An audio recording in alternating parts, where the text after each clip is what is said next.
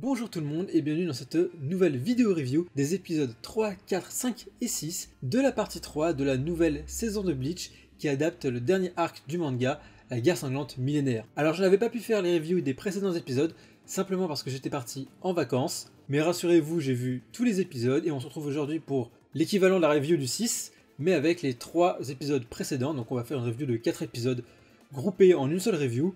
Et sauf imprévu, on retournera à un format de une review pour un épisode. Alors que dire de ces 4 épisodes? Eh bien globalement, j'en suis pleinement satisfait. Je suis extrêmement rassuré quant à la qualité de cette partie 3 pour cette nouvelle série. Et franchement, ça n'augure que du bon pour la suite. Et je vais vous détailler tout ça bien sûr dans les prochaines minutes. On va faire ça rapidement, donc épisode par épisode, donc 3, 4, 5 et 6. Je vais les résumer brièvement et je vais donner mon avis dessus.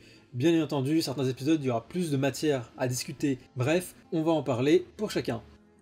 L'épisode 3, donc, va se focaliser sur l'intervention de Jushiro Okitake pour sauver le roi spirituel, et ce, grâce au pouvoir de la main droite du roi des esprits. Donc là, question, d'où il sort ce pouvoir, pourquoi, comment, que sais-je, où est donc Ornicar? On n'en savait rien dans le manga. On avait évidemment l'explication principale, mais c'était évidemment extrêmement rushé. Et ici, dans cet épisode 3, tout est mieux abordé, tout est mieux expliqué, mis en contexte, et surtout on a beaucoup plus de poids au sacrifice de Kitake, principalement avec sa relation avec Kyuraku et le passif entre les deux, et c'est quelque chose qui a été beaucoup plus mis en avant dans cet épisode-là que dans le manga, et c'est une très bonne chose. On a quelques flashbacks très bienvenus, notamment sur leur entraînement sous l'œil avisé donc, de Yamamoto, de Unohana et du vice-capitaine de la première division, et ça fait plaisir évidemment d'avoir un petit flashback supplémentaire. On voit que Jushiro, malgré sa maladie, était quand même capable de mener la dragée haute à Kyuraku en termes d'escrime. Et ça explique aussi pourquoi ils ont quand même accepté un malade dans les armées de la cour, parce que bon, en général, pour préserver l'équilibre des âmes et affronter des esprits malfaisants de 3 mètres de haut, tu prends pas quelqu'un qui a des problèmes de poumons, quoi. Mais quoi qu'il en soit, avec tout ça, on nous explique correctement pourquoi il était malade et pourquoi il a malgré tout continué à servir les armées de la cour, parce qu'il savait que son destin et sa vie qui avait été offerte étaient dédiés à une seule et même cause, qui était de un jour sauver la Soul Society, et par extension le roi lui-même qui sauve évidemment l'équilibre des mondes. Tout ça est donc bien plus traité et développé ici, donc c'est une excellente chose. Et la production globale de l'épisode, donc que ce soit les lumières, les couleurs, les effets spéciaux globalement, j'ai rien à dire dessus, franchement l'épisode était ultra propre, et c'est globalement un compliment que je peux faire pour tous les épisodes de toute cette partie 3, et ça fait vraiment plaisir.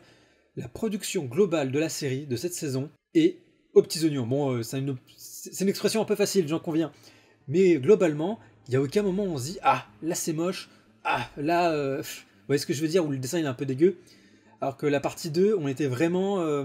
tu sentais que la partie 2 avait été beaucoup plus rushée d'un point de vue production, là où la partie 1 était vraiment nickel, était vraiment impeccable. Là, on retourne dans les standards de la partie 1, donc niveau production, ça fait plaisir. Pour cet épisode 3, l'élément que j'aimerais mettre en avant, c'est l'effet spécial pour la main droite donc, du roi des esprits, donc du pouvoir d'Okitake, qui va donc sacrifier son corps pour permettre à la main droite de préserver ce qui reste du roi des esprits. Okitake va donc faire une incantation, une espèce d'invocation de Mimiyagi, le nom du bras droit, et Mimiyagi va partir transpercer le dôme des Quincy pour aller sauver le roi spirituel, et la main, le pouvoir de Mimiyagi, j'aime beaucoup l'effet spécial d'un petit peu de... C'est pas des vers, mais vous voyez l'idée de vers grouillant, l'espèce de spectre grouillant qui...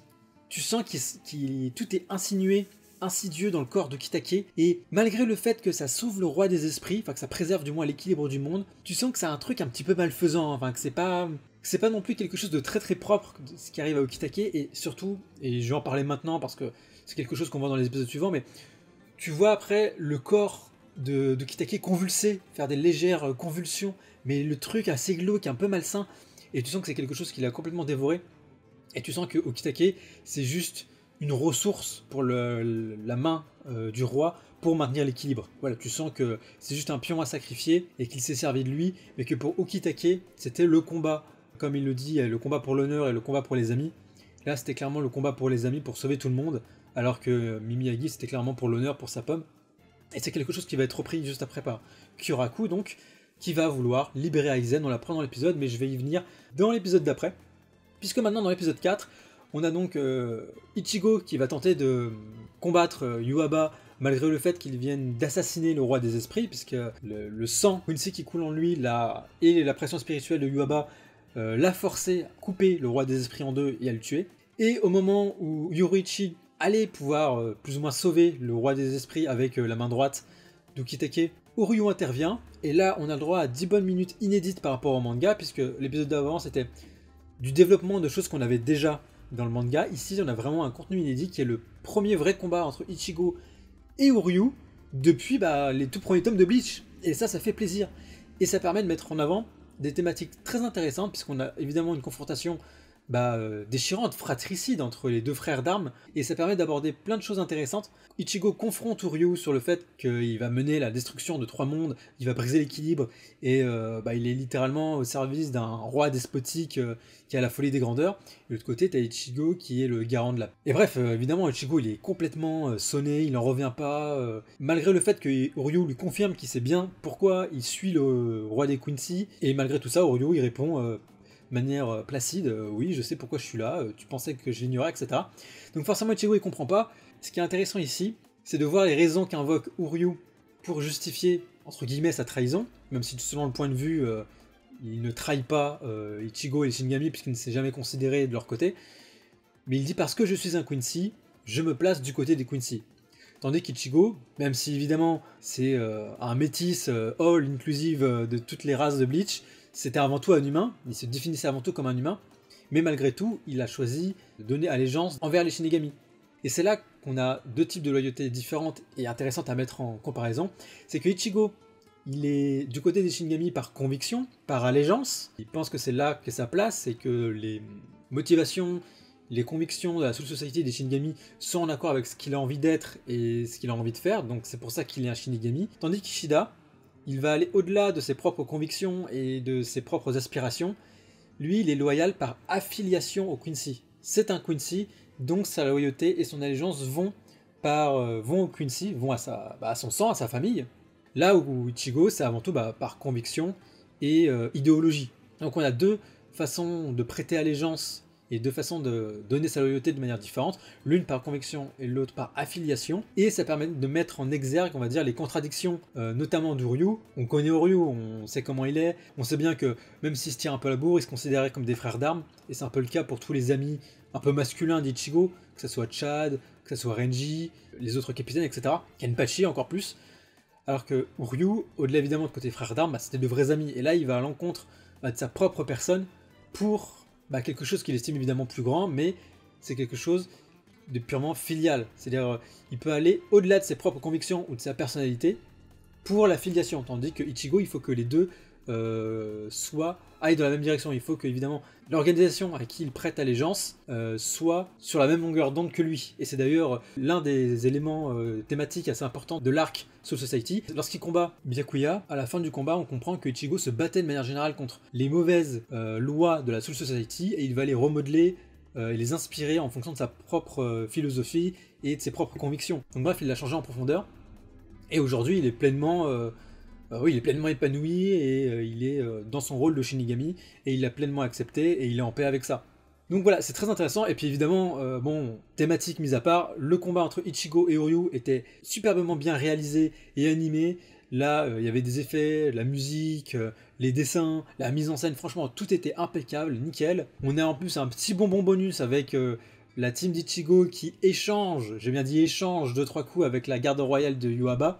Et forcément ça fait plaisir parce que bon, dans le manga ce sont des putains de plots. Évidemment Orihime elle passe son temps à soigner les autres, mais globalement c'est des plots. Et là au moins, les voir participer, même si ce serait de manière futile, si je puis dire, ça les rend quand même plus sympathiques, et ça les implique davantage dans l'action et dans les enjeux. Donc ça ne peut que renforcer notre attachement et notre sympathie pour ces personnages-là. Avoir toute cette confrontation entre Ichigo et Uryu, c'est génial. La réalisation autour est super cool. On découvre le nouveau Von Standing d'Uryu. Alors Von Standing que je trouve un peu moins stylé que le proto-Volstanding qu'il avait déployé contre Mayuri Kurosuchi durant, encore une fois, l'Arc Soul Society. Le moment où il retire son gant, et là, il absorbe toutes les particules spirituelles qui se transforment en ailes. Je trouvais cette transformation ultra stylée et un design incroyable. Alors que là, bon, je sais que c'est le Volstanding final, mais tout de même, j'aurais plus préféré quelque chose en lien avec le proto-Volsanding qu'il avait. Quoi qu'il en soit, je trouve son pouvoir assez bien trouvé, il maîtrise plein de flèches différentes qui ont plein d'options différentes, donc ça permet de redynamiser sans cesse le combat. Il a de nouvelles attaques assez stylées aussi, donc franchement, superbe ajout du studio, et puis bon, ça montre que voilà, il a atteint un nouveau niveau, même si je pense qu'à ce stade-là, il reste un petit peu inférieur à Ichigo, même si je pense que le fait qu'il soit quand même un peu plus intelligent que lui et un peu plus tactique le rend aussi dangereux qu'Ichigo. Quoi qu'il en soit, ça le rend aussi beaucoup plus crédible en tant que Quincy et ennemi, adversaire d'Ichigo, quand tu le vois qu'il le blesse mortellement à la fin du combat. Et pareil, ça c'est un ajout extrêmement salvateur, puisque bon, bah, dans le manga, il tire littéralement 2 flèches, il n'y a pas de combat, il n'y a pas de vote standing, il y a les 2 échanges au début, voilà, c'est tout. Et t'as la garde royale à côté qui dit « Oh, c'est bon, t'es un vrai Quincy, on t'accepte c'est nickel », alors que là, au moins, il a eu un vrai combat, il a vraiment blessé mortellement Ichigo. Ça lui donne beaucoup plus de crédibilité pour être accepté par les autres Quincy, puisque faut rappeler que Ryu, il débarque de nulle part pour aux yeux des autres Sternritter. Donc ça, pareil, ça permet de justifier un peu plus le fait que il acquiert la sympathie des autres Sternritter et celle de Yuaba, pardon. Donc bref, cet épisode 4, pour moi, c'est le meilleur. On a eu des nouveautés, la réalisation était au top, ça développe et ça appuie au mieux les thématiques du manga, et puis voilà, ça offre un meilleur développement pour Ryu et pour Ichigo. On passe ensuite à l'épisode 5, beaucoup plus calme, mais néanmoins avec un événement majeur. Comme dit précédemment, Kuraku est parti voir Aizen pour le libérer, et forcément c'est le retour du GOAT, de l'un des antagonistes les plus appréciés et aimés de la Japanimation et des mangas en général, j'ai nommé Sosuke Aizen, qui a une voix mais absolument incroyable, mais franchement le seiyuu derrière Aizen il est juste mais incroyable, et cette voix suave et charismatique, mais en même temps un peu mélodieuse qui t'endort, vous voyez, c'est un peu la voix qui te raconte une vieille histoire, un vieux conte, vous voyez, pour s'endormir.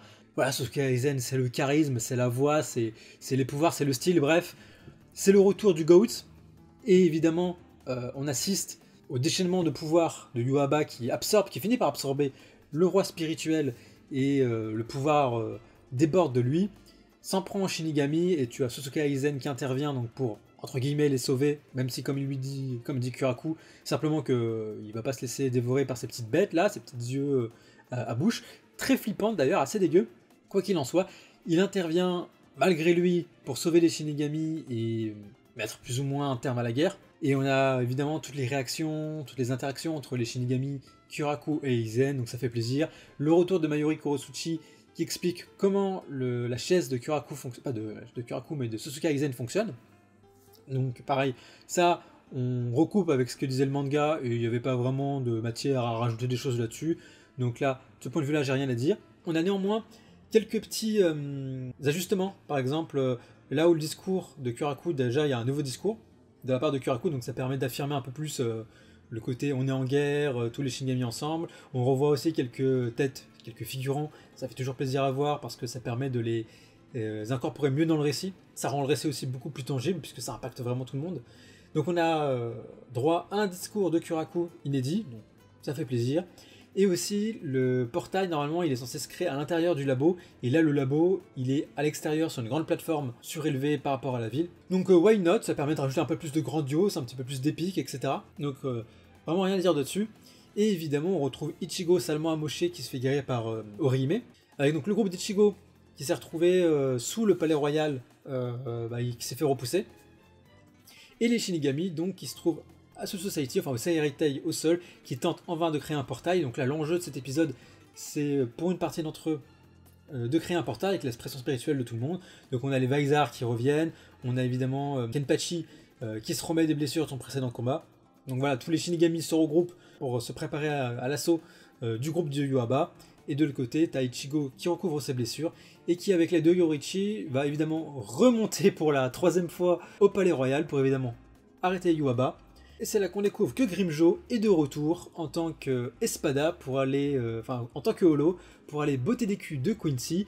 Et l'épisode 31 s'arrête ici, et ça me permet d'enchaîner avec le dernier épisode qui est sorti, donc l'épisode 6 de la partie 3, mais l'épisode 32 de la série complète, La guerre sanglante millénaire.